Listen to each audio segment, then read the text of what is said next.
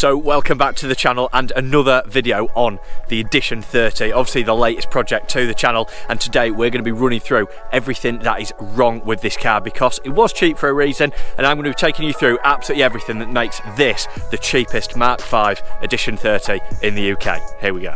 But before we get into it, I will politely ask you to make sure you are clicking that subscribe button. I really encourage it because we have got projects like the Mark 5 Edition 30, the Up GTI, the Porsche 911, loads of stuff. So if you are new to this channel and you've just come to see everything wrong with my new Mark 5 GTI project, then click subscribe and come along for the ride while you're here. Here we go, let's get into it.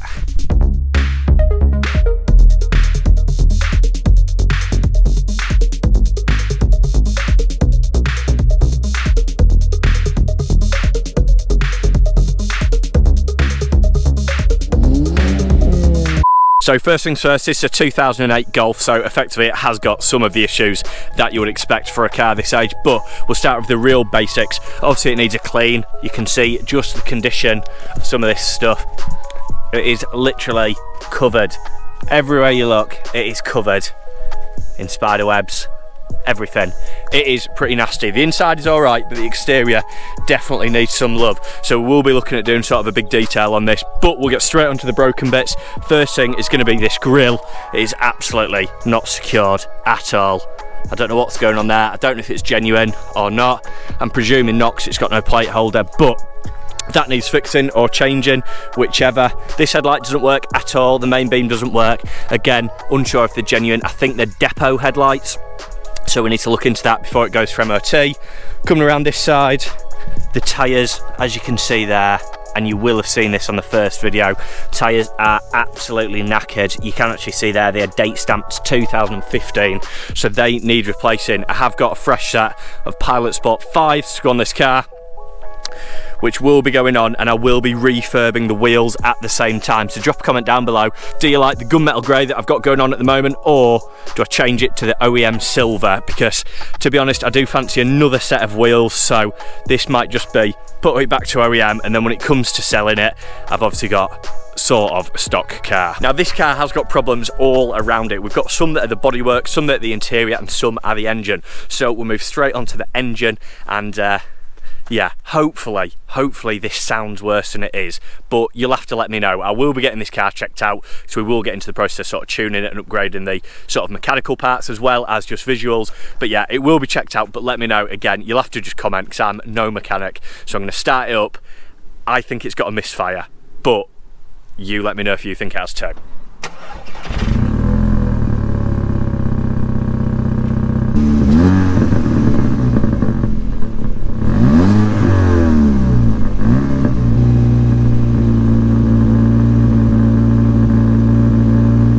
So what do you think? Obviously it can't hold revs very well. I'm not sure. People say to listen to the engine when you're looking for a misfire. So the engine, albeit ticky, does seem to be running absolutely fine. Does sound to be running quite nicely. It's got some sort of aftermarket oil cap, which I don't know if that's good for the engine, but it might not be sealing correctly. Obviously we've got the air intake. Again, it could be a dodgy MAF sensor, any of the above, but you can see the state that this is in. The car does sound alright. There is some common problems like this. Again, the dipstick can cause a few problems on these cars. The diverter valve can cause a few problems on these cars. So I do need to get it checked out and figure out where this sort of slight misfire is coming from. We will be looking at intakes. We'll obviously give it a fresh service, oil, plugs, everything like that. Probably some new ignition coils for it as well. But yeah, it doesn't sound amazingly healthy when you try and hold the revs. It does misfire at speeds and stuff like that. So basically, we do just need a full health check and to figure out what is going on with this Mark 5. There's another classic problem for you. Bonnet doesn't shut. There we go. So walking around the car, there is some scratches, just little bits like this, little bits of damage. Hopefully we will see what we can get polished out. I do plan on changing the rear lights anyway, because you can get some Valio lights which are really nice. Obviously we need number plates for the MOT. The wheels, like I said, some of them are flaking off. They don't look too bad, to be honest, apart from a bit of dirt, but yeah, some of the paint is flaking off. We need new centre caps. This arch, very common Mark 5, don't know if you can see it there, is just starting to bubble. I don't know if that's bad enough to warrant doing anything with it, but we will see. But apart from that, the front end and the bodywork it's not a bad looking car. So turn it off. As you can see on the dashboard, once it calms down a little bit, we have just got a warning light for the headlight out. I do think it actually tells us, yeah, there you go, if you can see, front dipped beam not working, so that's something that we need to look into as well. When I got the car, it did actually have a ripped bolster. I have had that repaired already. A lot of the Mark 5s have just got big ripped bolsters, so yeah, that has been done. But the only other thing on the inside, I'm not sure how well you can see, but the headlining has started to sag. So we will be looking, if you saw in the last video, we have got this nice Alcantara. I will be looking at redoing the headlining. I will try it myself. This one is obviously already pretty knackered, so we'll try Alcantara itself. I've got some 3mm sort of padded foam. Really nice thing, although I do think it is a little bit light. It is a little bit lighter than the rest of the car, so we will see, but we'll try that ourselves. If it doesn't look good, I'll just find somebody that's breaking a car and get a 3-door black headlining, because I believe they're the same, GTI Edition 30, whatever. Now, the only other thing on this is, this car has obviously been sat for a while.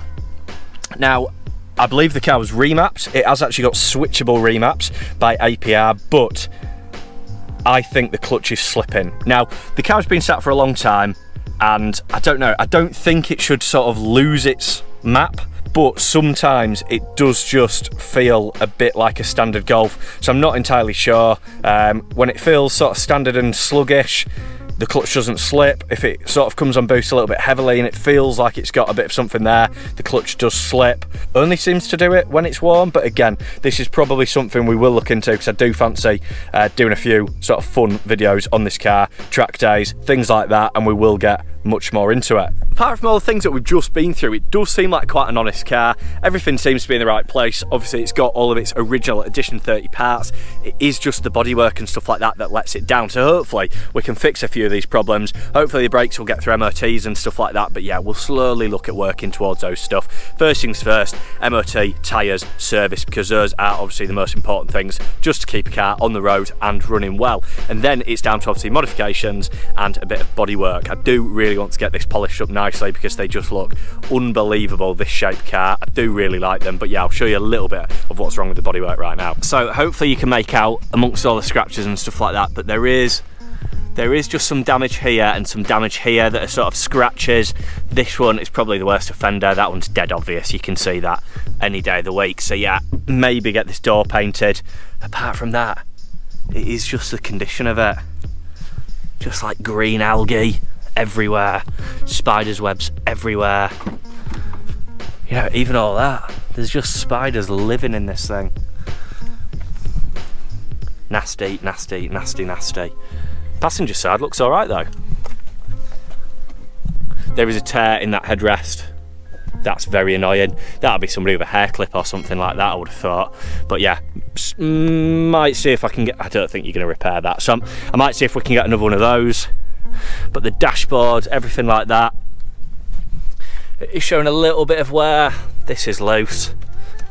Again, just annoying little bits like that, but we can work towards repairing it, and hopefully it should be a nice car afterwards. So hopefully you've enjoyed that little sort of poke around the car, just figuring out what's wrong with it and getting a starting point. This video, to be totally honest, is as much for me as it is for you guys, because I do want to be able to look back on sort of how far we've come and where we started with this car, because it's definitely the worst condition one that we've had, bar the Polo. Maybe the Polo was worse, but hopefully you've enjoyed it. Hopefully you like the car and are looking forward to the content. I know these are a really popular car for obvious reasons, so these videos should do really well, but make sure you are clicking that like button, subscribing, commenting what you want to see on this car, because it all helps YouTube sort of algorithms grow and means that we can just carry on making more and more fun content on this car. So give us a thumbs up, helps more than you think. So I'm going to leave that there for this video on the Golf GTI Edition 30. Serious car, and next time you see it, it should hopefully have some number plates, some working headlights, stuff like that, and an MOT, because that is the first thing that we need to get done. Remember to drop a comment down below what colour you think the wheel should be, because I will be doing that hopefully this week before it gets MOT, because I do think it will need new tyres. So I'm going to leave that video there, but make sure you are subscribing for much more Golf GTI content to come. Peace out, thanks for watching.